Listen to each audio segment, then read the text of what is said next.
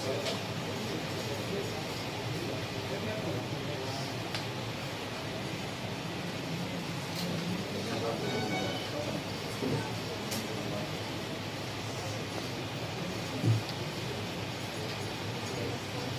you to get yourself tested, recommend others for testing, and I think it's very important to have memory testing. I think that's something that I'd like to say on World Alzheimer's Day.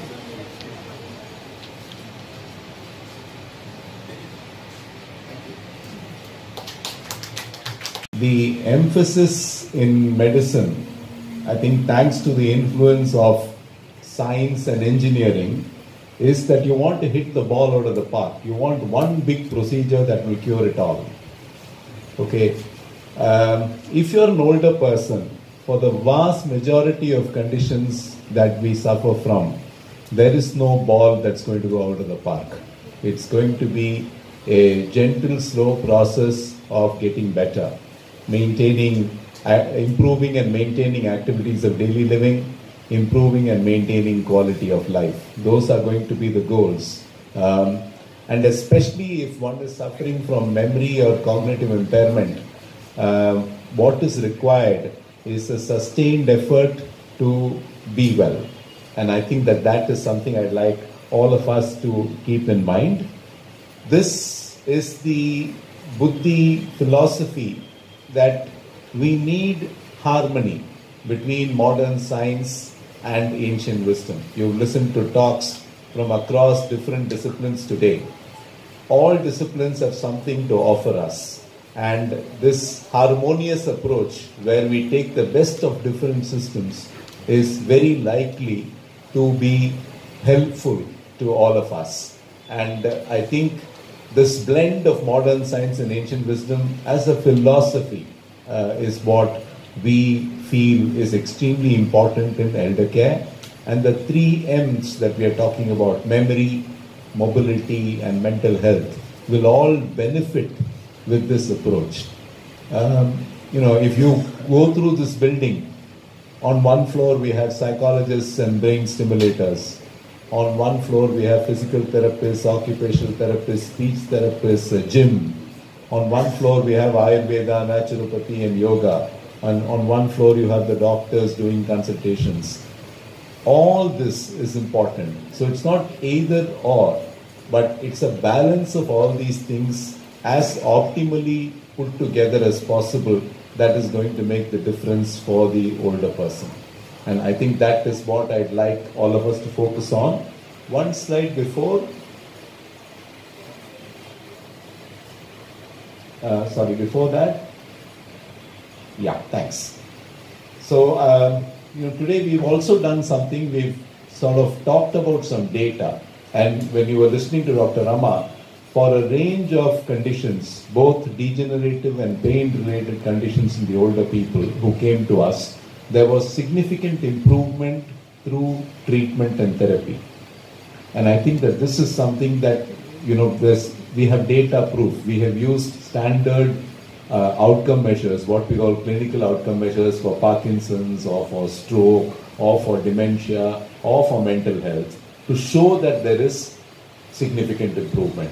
Now, here is another sample which I'd like to talk to you about. This was recently presented to an international dementia research group. It's also been presented as part of a keynote to the Chinese Dementia Research Association in Hong Kong. This was a sample of 25 people with mild cognitive impairment who all got the transcranial direct current stimulation, and they all had the holistic program. So you can see that they all had Ayurveda or naturopathy, they all had physiotherapy, yoga, they all had psychology. So they had support from different departments, as you've been hearing. And in this group of people, there was a significant improvement in the mini mental state examination score. Now, the MMSE is a very widely used tool to measure memory. Pre-treatment and post-treatment, there was a very significant improvement at the end of 8 weeks. The other table, Vivek showed it to you earlier, This is the Neuropsychiatric Inventory Score. The Neuropsychiatric Inventory assesses behavioral and psychological symptoms. And again, across a range of behaviors, there was a very significant improvement pre and post treatment. Very often, when it comes to elder care, we think nothing can be done. Very often, we think that once the symptom comes, that's it. The person has to live with the symptom.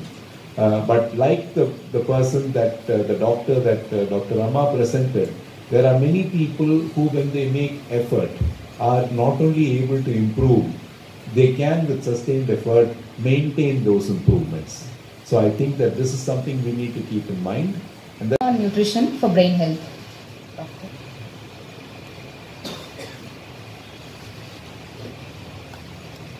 Good evening to one another present here. Now today I am going to talk yoga and nutrition on brain health. So yoga is derived from the Sanskrit word yush.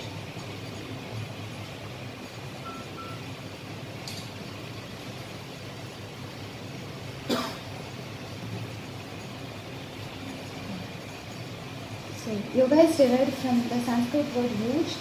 Helps in balancing and harmonizing the mind, body and emotions.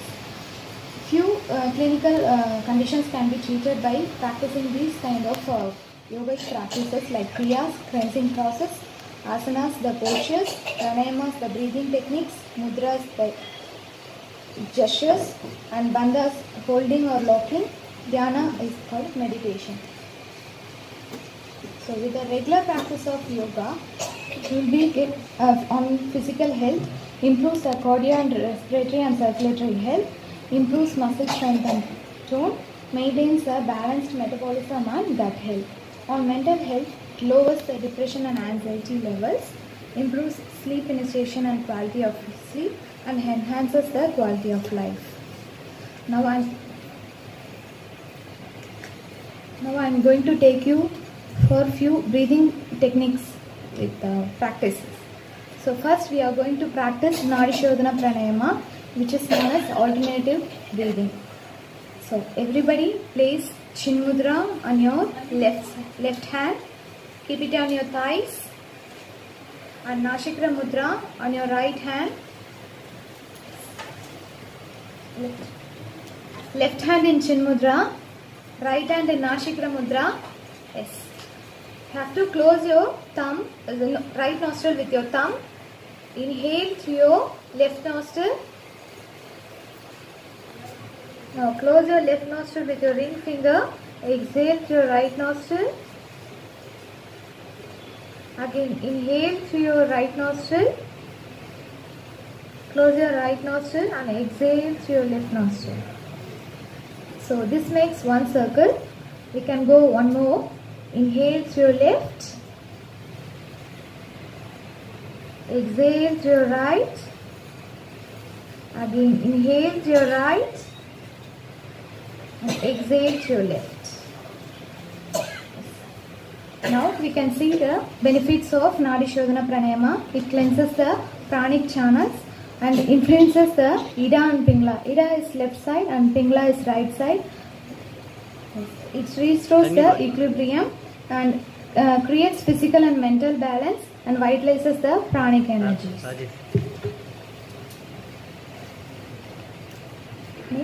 Next we are going to see Sheetali Pranayama, which is called as Shingvi.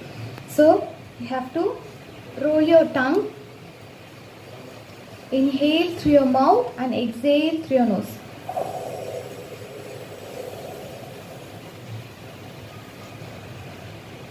Two more rounds.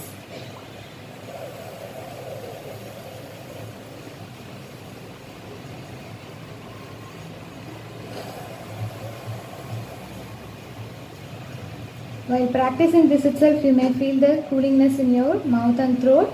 So obviously, it will give the cooling and calming effect on your body and mind, improves your focus and reduces angry, agitations and anxiety, maintains the body temperature, maintains the vital parameter and aids in digestion.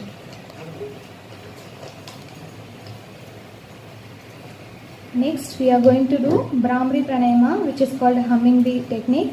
For that, first I will demonstrate, later on you can practice. You have to close your ears with your index finger, then take a deep inhalation. While exhaling, you have to produce humming bee sound.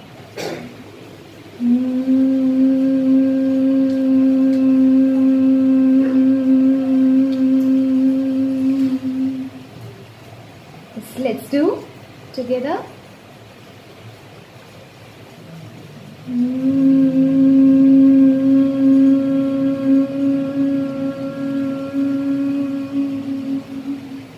One more round.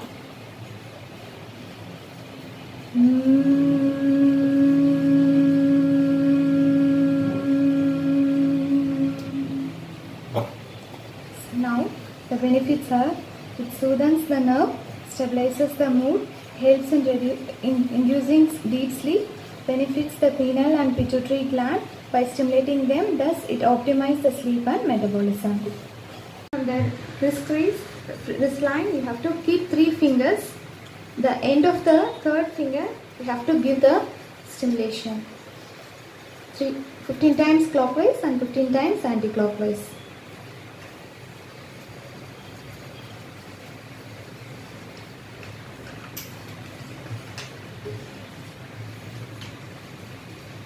So, these points will help in quietening the mind so that you can doze off without racing thoughts, encourages your brain to release feel-good hormones like serotonin, further reducing stress that may keep you awake, stimulates and balances the sleep-inducing hormones. Thank you. Is important for the healthcare organization and its professionals. Now I request our Chief Clinical Officer, Dr. Rama Raghu, to take us through one such journey. Ma'am, please.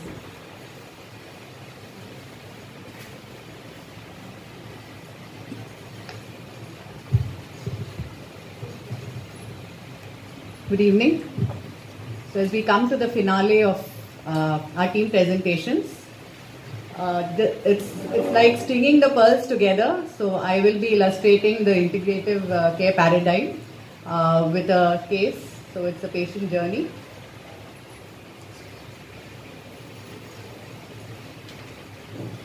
So this is an elderly patient, an 80-year-old eminent physician who came to us from one of the smaller towns in South India. So he had a very busy practice. He was a general physician, and he had patients coming from the nearby villages. And when the pandemic started, the family was scared that he would contract it, so they asked him to slow down his practice. And in September 2020, he had a sudden onset of behavioral issues. So he had delusions that there was somebody coming to the airport and he had to go pick them up, so that was very repetitive. He became very irritable because the family was not responding to his requests. And there were a lot of memory issues. So they found that he wasn't able to remember things that he had eaten, things that happened in the recent past, not the old memories, those were very well preserved. So he was evaluated in the place where he stayed. But then he came to us in 2021 in February. So he also had a history of hypertension and diabetes. He was on medications for that. So in our multidisciplinary assessment, we found that he had prominent behavioral and psychological symptoms. In the cognitive assessment, he had issues with memory, attention, and visuospatial deficits. We also checked for language and fluency as well.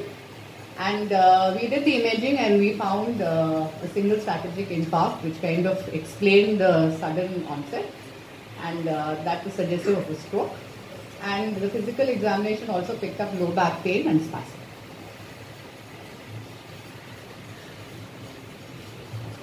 So the blood perfusion to the brain. We also added Admenta, which is memantine, to improve his cognition. He continued his regular medications for hypertension and diabetes, and he was also on some supplements. So he stayed here for 2 months. And he had 20 sessions of the neuromodulation that Vivek spoke to us about, the transcranial direct current stimulation. And he had 20 hours of mind lab interventions, which included cognitive retraining. Anandi worked with him, and his interest in medicine remains huge.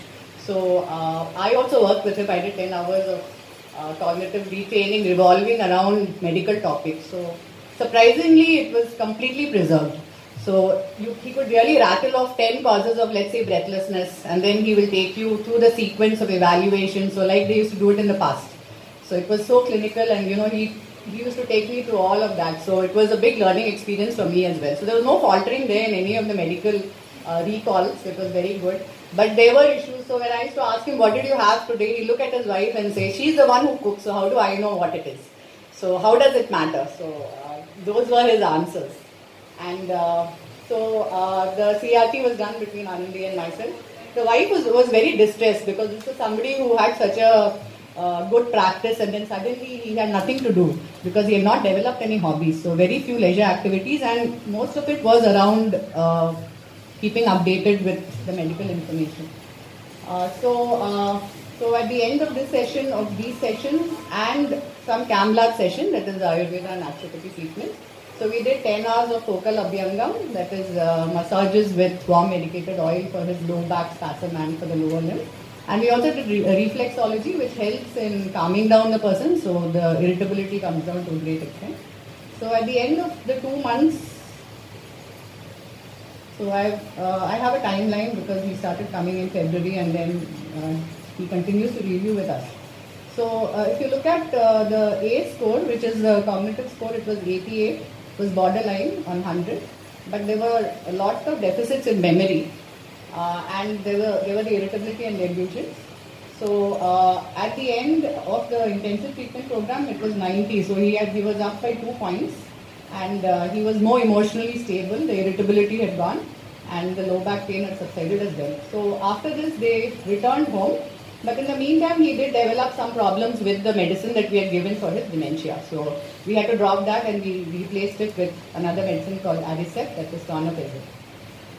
So he went home in May, and we said we would continue the online cognitive retraining. So the challenges posed to us here was his severe hearing impairment, and he did not like to wear his hearing aid. So that was one of the issues. And there were the usual problems with connectivity and that people have in joining us online. So we used to have 30 to 45 minute sessions with him. So we did 20 of those, but you can see that the score dropped to 87. So one of the challenges the wife also had was he refused to do anything with her. So we told her you could do all these cognitive exercises at home, but then he wasn't cooperative. He said it was very kiddish, but he never told us that. So it dropped to 87. He came back to us in September last year for a review. There was again a relapse of some of the behavioral issues and restlessness. The score had gone down a little to 86, and so we proposed 10 sessions of the TDCS along with normobaric oxygen that we use at 2 liters per minute during the course of the session. And we also did the CRT again. We went back to that, but they had some situations where they had to go back. So midway they went back, and they were off therapy at least for a year, but they were reviewing in the middle. So he came back to us in August of this year. In the meantime, they had also travelled abroad to stay with their children. And in a couple of months, he wanted to come back. He got restless. He wanted to get back. So now you can see that the score has dipped significantly. It's now at 80. So all the gains that he had made during the last 1 year have disappeared because there's nothing much happening. He just continued with what he was doing. So that reducing our expectations and breaking it down for the client, actually, or the person, goes a long way. The other thing is, yes, listen regularly, in the sense keep tab of any changes. Please get back to your physicians, maintain your consultations, drug regime, the medicines, everything very regular. Okay, so what do we do for people who have not yet crossed the line into the problem area? So what some of us or most of us can do is very simple everyday things which we already are doing in a very small level, or probably not being very mindful that we are doing it, but doing it in a big way and consciously takes us a long way. So socialization, of course, yes, it's said to improve cognition a lot. So many of the clients who come to us after a round of therapy, there is a sudden increase in their interaction levels. They bring out more words, they're willing to spontaneously initiate a sentence or words, and start talking or asking about our families or whatever they remember about. So that is something which is very significant in your cognitive processing. So probably all of us can join clubs or do some group activities. If you're a person who likes going for walking, please, as far as possible, try to do it with a group, so that you're not only doing the activity but also, socializing. The next thing, yes, is physical activity. Of course, we lay a lot of emphasis on how much of physical exercise contributes to cognitive mental health. So keep moving. Anything, whatever you can do in a very small way, keep moving, because improving your cardiovascular health, providing more blood supply to your brain, oxygen to your brain, everything is going to kind of make a lot of difference. The next thing is keep yourself, new learnings. New learnings are known to, create a lot of mental stimulation.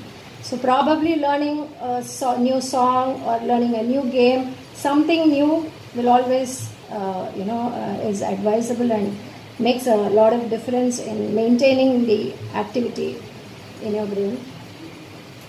And nutrition, of course, yes, there will be a lot of talk on nutrition. Of course, Dr. Gina also had included why nutrition is important. What I would like to suggest here is encourage or please practice. I think all of us should at least spend one meal a day with family members, or eating along with somebody rather than eating alone, because we eat healthier rather than when we are alone. So that is something very important. The last thing is your spiritual well-being. Please practice mindfulness, being in the moment, doing calming down activities, slowing down activities like yoga, breathing techniques, meditation, whatever. We don't have to talk about the benefits of yoga, because Dr. Vishnu will be covering that. So I think these are some of the things which all of us can start doing on a daily life basis. Thank you so much.